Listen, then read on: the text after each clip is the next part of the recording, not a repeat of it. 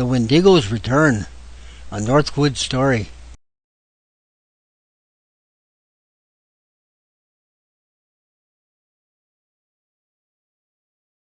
Ninga dibachim winchi manaduch. Once, long ago, in the days of the grandfathers, something strange happened in the North Woods, the land of the Ojibwe. It was a time when everything was good, and the people had all they needed to live. Summer brought many geeses, the blueberry moon. There was golden sunshine and just enough rain, so the berries grew plump and juicy. The fishing, too, was good, and no one went hungry. Later, as the nights turned cool, came Manomanike geeses, the rice-making moon. This was the time of the wild rice harvest, the gathering of Manoman. Along the shallow shorelines the stalks were heavy with grains, and the people gathered it gently into their birch bark canoes. They offered prayers of thanks to Gichimanatu, the Great Spirit. No one could remember a better time, until one day when something strange happened. One of the hunters did not return after spending all day in the forest. Someone said, "He has wounded a deer," and was tracking it down when Grandfather's son made his evening lodge. "In the morning our hunter will return with much meat," so the people did not worry. But morning came, and the hunter did not return. A woman went to the stream for water, and she did not return. Now the people began to wonder. Later an old grandmother went into the woods to gather firewood. She did not come back. Now a dark fear crept through the village, like smoke from a dying campfire. The people gathered here and there in small groups and talked in whispers, pointing fearfully toward the forest. "Why are our people disappearing?" they asked. "What terrible thing is happening to our village?" In one place the white hairs or elders gathered. They had seen many winters, and their hair had turned white like the snow. As they talked of the disappearances, a white-haired named Wabus began to remember a story he had heard long ago when he was very small. In the old story, people disappeared without a trace, never to be seen again. As Wabus talked, his memory became clear, and suddenly he knew. He knew that there was a Windigo in the forest, and that the Windigo was eating the people. A little girl named Wabananung, Morning Star, was standing nearby. "My grandfather," she asked, "what is a Windigo?" "A Windigo, my granddaughter, is a terrible giant of the forest," said Wabus, "and his ways are very strange. One of the strangest things about him is this. You might be out in the forest sitting down or walking or gathering firewood when you hear a sound. Tromp! Tromp! Tromp! The great heavy footsteps of the Windigo. You might turn around very slowly to see what it is, or you might turn around very quickly. But no matter how slowly or how quickly you turn, you will never see the Windigo. This is because he has the power to turn himself into anything he wants, a boulder perhaps, or a birch tree, or an old stump. So you never know where the Windigo is until he has you. And by then, granddaughter, it is too late." Morning Star listened with wide eyes, and her mind was full of questions, but words were not to come. Wabus stroked her tenderly. "It is all right, granddaughter. We will think of something," he said with a smile.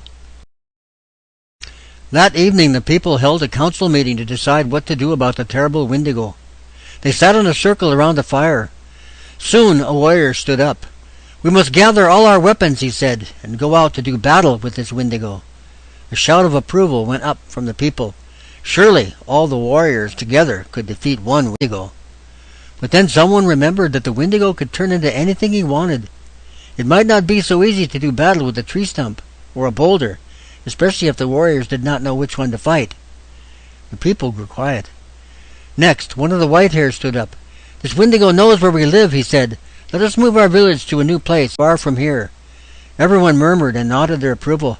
But then someone remembered that since the Windigo already knew where the people were, he could just follow them through the forest, capturing them and eating them one by one.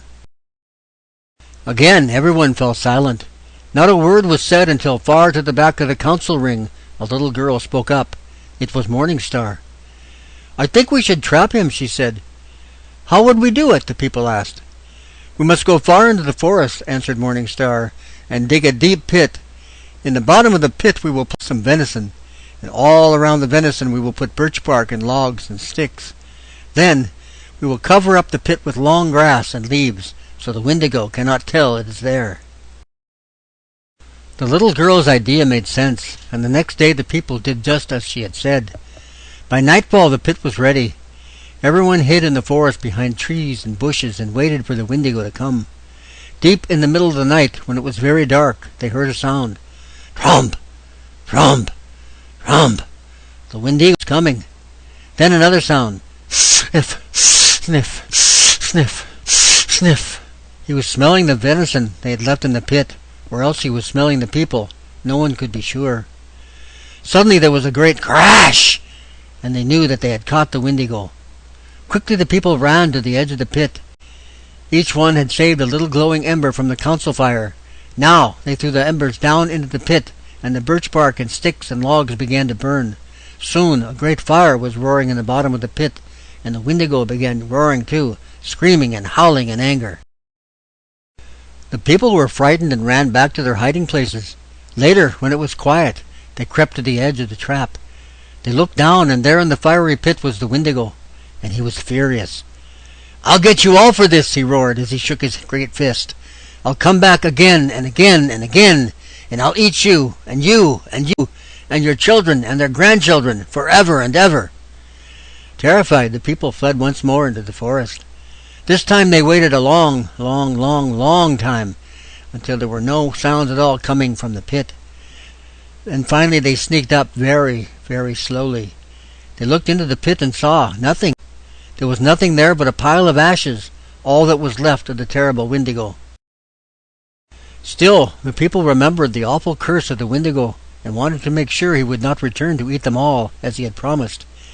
"Gather the ashes," said Waboos, "and take them to the top of the high hill, where the night winds blow." The people did as he said, and when they reached the top of the hill, they threw the ashes high up into the air. The night winds blew the tiny ashes, scattering them all over the north woods, and the Windigo was no more, gone to the land of the shadows. Hurrah! The people breathed a great sigh of relief. They laughed and shouted and hugged one another with happiness. They returned to their village and began to live happily once more. The autumn nights grew longer, and the morning white with frost, and the people moved to their winter hunting grounds. The Windigo did not return. Later, Diweden, the north wind, came blowing his icy breath. Through the long, cold moons, the snow piled up in deep drifts, and the lakes froze like flat, smooth stones, and the Windigo did not return. Then came Iskigamazigigisis, the maple sugar time. This was a time of joy and feasting, as the people gathered together once more to tap the maple trees and celebrate the end of winter. Soon after that came the budding seeds time and the warm blush of spring, the flower moon. The people planted corn and pumpkin and squash, and still the Windigo did not return. In fact, the people had almost forgotten about the terrible Windigo. Then, one day in early summer, 3 of the people sat by a lake fishing. It was Morning Star and her little brother, and Waboos, the old grandfather. "Ah!" shouted the little brother suddenly and struck his arm. "Oh!" cried Morning Star and slapped the back of her hand. "Aye!" they both shouted as they swatted themselves here and there. Waboos looked closely, and he noticed something strange.